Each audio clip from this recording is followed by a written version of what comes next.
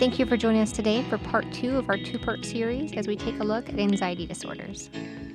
Early in my career, on like a Friday afternoon, I got a call from my new boss at the time. Never met her, brand new boss. And she said, "Hey, I want to meet with you on Monday."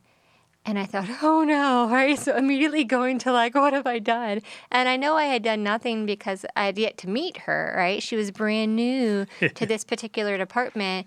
But there was this sense of fear and dread associated with what could it be, right? And so it's really easy if you struggle with anxiety to go down the spiral of overanalyzing and thinking back and talking through, okay, it could be this or it could be that, and replaying in your mind, all of the different ways you could have handled this differently. Right. And so I remember in that moment, actually, we were going on a vacation that weekend, and I had this moment of, okay, there's nothing that I can do right now to influence whatever our meeting's going to be about on Monday, right? Like, I don't know what it's going to be like. Who could say? Am I going to allow this fear of what I don't have control over and what I don't even know to ruin my weekend? Now, whatever is waiting for me on Monday is waiting for me on Monday. I'm going to have to face it. So I'm going to come to work on time. I'm going to show up professionally dressed, right? I'm going to be my best version of myself. So there are things that I can do. But in this moment, is there anything? And the answer was no. And so I put that on the shelf and I said, it will be waiting for me on Monday morning and I will pick it up on Monday morning. But right now there's nothing. And I can remember in school, in college, maybe you miss a deadline. Or maybe an assignment is late, or maybe something is outside of your control, or you're late for class, or whatever it may be. Right. And I remember, some specific moments of, okay, I've submitted the paper, and what is done is done. And I'm either going to get an A or not. I'm either going to pass this or I'm not. But what I've done, I can do, or what I can do, I've done. And now I've got to let it go. And maybe if there's something that, you possibly go to later, just there's nothing you can do right this minute. If it's 10 o'clock at night, what can you do about anything, right? Exactly. And so, making that mental note of, okay, I'm going to check back in tomorrow, but I need to go to sleep right now. There's nothing I can do at midnight. There's nothing I can do at 1 a.m. I could stay up all night worrying, but how will that benefit me, right? It won't. And so I think staying in your time zone is key. Another thing is really, we call it reframing or relabeling what's happening, but really being, observant of what is really going on? Because I know sometimes when we're having an emotionally reactive state, we may interpret things, in a way that's not quite right. Exactly. Yeah, because with the stress, with the anxiety, our perceptions are off. And I know, having worked with some folks that have been through some traumatic incidences, their perceptions are very much off. And in some of the work that I've done with law enforcement, that's one of the key points I mention is, your eyewitness testimony, that it is going to change. Because there's been a couple of times where I've been asked, do you think this witness may be lying? Their story changes slightly. And in some cases, you've got to pay attention to those changes. In some cases where the victim is concerned, it changes because the traumatic event, the stress, the anxiety has lessened. And so now new information comes forward, or the information is adjusted because the perception has changed. So where somebody might be asked what size a gun was, and they say it was huge, and it's like the size of a bazooka. It's like, and then you finally get the actual weapon, and it's real tiny. And that's because our perceptions of time and items changes. Right. And so I think just being mindful of that, Yes. and also understanding that sometimes when we're in that anxious state, we go straight to the worst case scenario, right? If I'm feeling anxious about a test or if I'm feeling anxious about a work assignment, well, I'm going to fail. I'm going to bomb. And then, you spiral because of this. Then I'm going to lose my job. Then I'm going to get kicked out. Then no one will love me. And then I'm going to die alone. Yeah. And then, so you just spiral. And I call that catastrophizing, is making the worst case scenario. And that's what you focus on. And that's what happens for a lot of people who are in the realm of anxiety. They look at the worst case scenarios and can't seem to get out of that loop that they get stuck in. Well, and when that happens, we have to do something to break that loop. And sometimes it's as simple as like what we call fact checking. Okay, I am nervous about this test. Right. I am feeling anxious, but it's a test, and I've prepared the best that I can prepare. I'm going to do what I'm going to do. It's going to, I'm going to pass, I'm going to fail. Whatever it is, I'm okay. I'm safe, grounding yourself and, acknowledging, I do feel nervous, but also acknowledging whatever the outcome, I'm going to be okay. Right. And putting it in a reframe that's realistic. Because if you waited till like an hour before taking the test and to study, then yes, you've got some real worry there. Sure. It's if the anxiety at the beginning helps you to study and prepare for the test, it's okay. You're still going to be nervous. Therapy, talking about stress, doing all these relaxations, not meant to take it away because it's such a part of the human condition to have that stress. It does move us. That's survival technique. That's a survival technique. It's what motivates us to get things done. We need that to get things done. Because if we didn't have it, we'd be like lumps in a log, and nothing would ever No progress. moving forward. No moving forward, exactly. So we need that stress to make that change and prepare us. So it's okay to be nervous. It's okay to be stressed out. It's okay to be anxious too. It's just when it starts to impact. If you can't study, you can't take the test. Now it's impacting your ability to function. And you're no longer in control. You're no longer in control. So your emotions are controlling you. So it's really good ideas, like taking that moment to take a step back and looking at the facts here. Okay, are the thoughts getting ahead of me? Am I catastrophizing? I can't predict the future. Oh, I don't have a number 2 pencil, so therefore, I'm going to fail this test. Well, time out. There's other number 2 pencils. Right. Let's try and find something different. It's maybe not the exact pencil you want, but things like that. So taking that moment, getting yourself into that ability to train your brain to come up with rational ways to deal with an appropriate struggle, those anxious thoughts, and reel it back in and make it, this is what I have, like you said. Well, and sometimes, like we talked about breaking that loop, sometimes it can be very simple. Standing up, going to get a glass of water, walking around, moving your body, doing scenery. Something. Yeah, exactly. Sometimes it requires, more intentional efforts.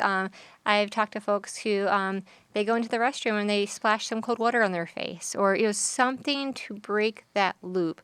Sometimes it's using like intentional grounding techniques. We've talked previously about the 5, 4, 3, 2, 1. If that is, too complicated to remember, there's another rule. It's called the 3, 3, 3 rule. That's, 3 things you see. So you look and say, ladder, chair, table. You pick 3 things that you can see. 3 sounds you hear. Okay, I hear, I hear a car. I hear the, smoke detector. I hear, my phone chiming. And then 3 things, 3 parts of your body that you move. So tapping your fingers, standing up, moving your leg. And so that's Nice. activating different parts of your body. And so it redirects that energy from focusing on what's causing you to stress in a non-life-threatening way to focusing on something else, and it gives you a reset. Exactly. And it not only resets, but it grounds you in the present, and that, I can't stress that enough, having that ability to be present at that moment in time is such not only a gift to yourself, but those around you, because you're there, you're experiencing that moment. And a lot of our memories are linked to emotional aspects. And if you were anxious and worried, you're going to remember it as a negative experience. But if you're able to take a step back and just be that a non-anxious presence, and just look around, and you're taking in so much more information than you realize when you're able to do that in a relaxing way. And things come to your mind much quicker.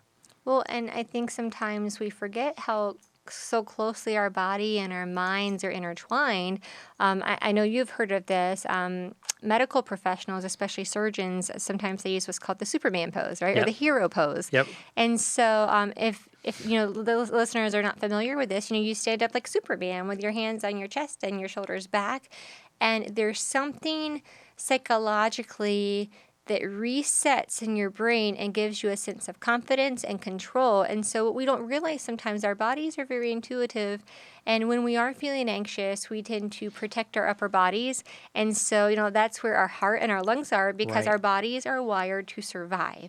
And so when you're feeling anxious, people typically tend to hunch. And when they hunch over, right, what are they doing? They're protecting their heart and their lungs. And they don't even realize sometimes our Exactly. bodies Yeah. are so smart Yeah. because we are trying to survive.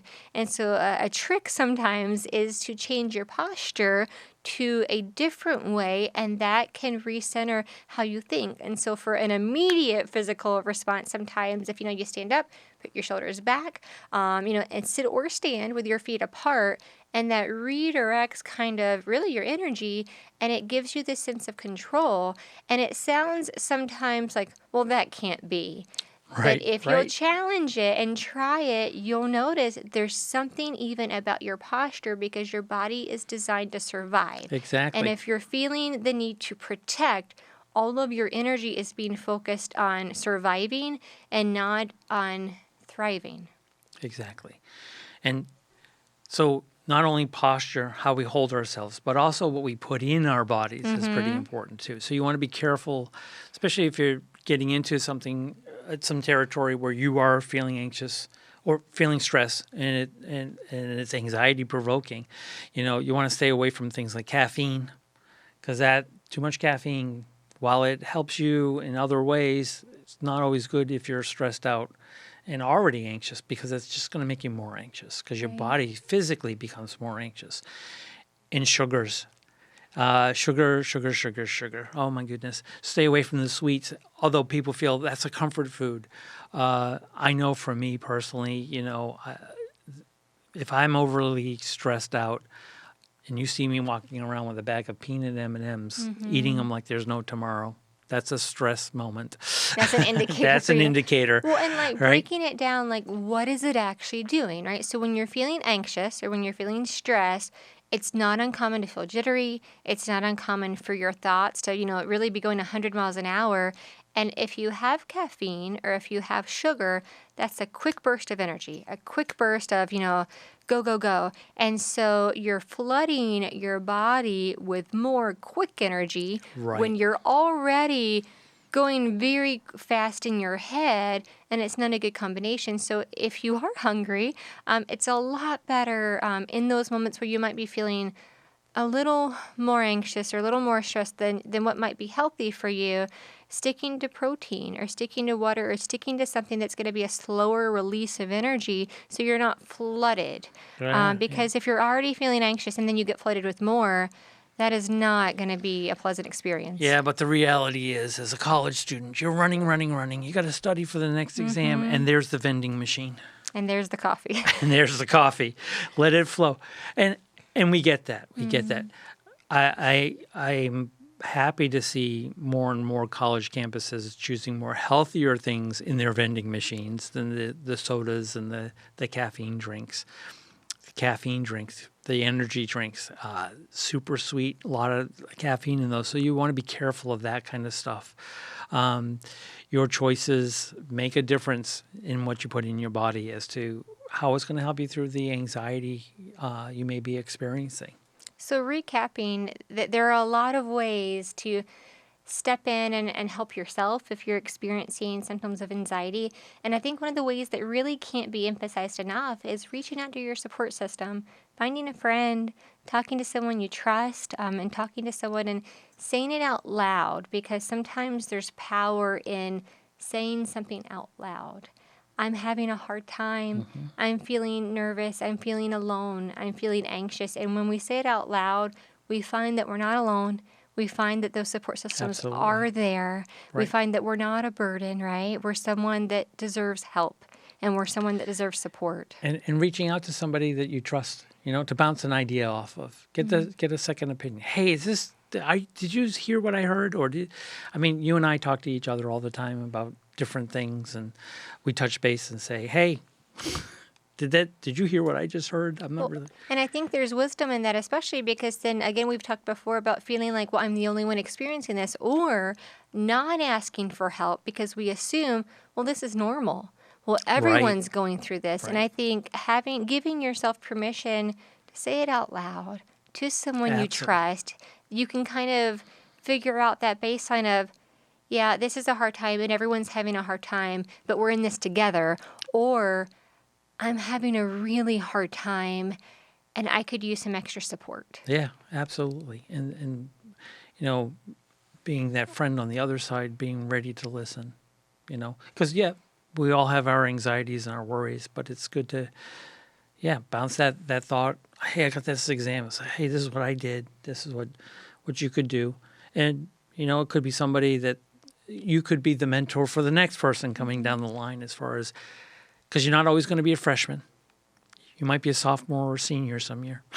Well, and then you can help the freshmen coming in, and they can go, oh, pearls of wisdom. Listen, kid, this is what happened when I came in. Now it's your turn. You've earned those pearls. You've earned those pearls. Well, and knowing that if something is said, maybe your friend shares something, and you feel like, I don't know what to do, this is too much for me to handle. Knowing that as the friend, as the family member, as the professor, you're not alone. Right. There are a lot of resources out there for support systems of people who might be struggling with anxiety. And, for starters, if you're in our circle or system of care, Peace River Center is a community mental health agency. We are ready to provide support. We operate a 24/7 emotional support line where someone who might have a friend who's struggling, you can call. You can receive guidance and support and direction, because it can be very intimidating, when someone comes to you and, shares these things, because a lot of times we don't know what to say. But knowing that you're not alone, that you can reach out for support so you can help the next person, that is such a helpful resource. Right. And you can call that number. For the local folks, it's 863-519-3744. And when you call, just say, you can just say, hey, I just want to talk to somebody. I just want to share this, just so that, you can have somebody who's not there, an unbiased opinion on something you may be struggling with. You also have available on many of the college campuses your counseling centers who can help guide you. They have some information. If you didn't know they existed, check around. See if your college has a counseling or student support kind of office where you can get some information, so you don't have to talk to anybody if you don't want to, or look on the website for your college campus, because lots of times it's there on the website. You can definitely go there in person, and these are people who are, again, professionals like Tiffani and I, who have training and work with college life and understand that culture and how to work with some of those issues as well. On a more national level, if there's some more serious kinds of issues that come up for you, we'll get more into depression and suicide thought processes in another podcast. But there's the national number for that is 988. Again, that's 988. They've made it real simple now. But understand you're probably going to get somebody from anywhere in the country answering that line, not necessarily a local provider. And if you're kind of new to the area, or maybe not, not so much local, but you can also call 211 to find out what resources are available. They don't necessarily do interventions, but they provide numbers for resources. So I want to thank you for joining us today, and see you again soon. If you enjoyed the show, please like and subscribe. If you or someone you know is struggling with any mental health issues, not just anxiety, you feel free to call us here in Central Florida at 863-519-3744, or on a national level, you can dial 988.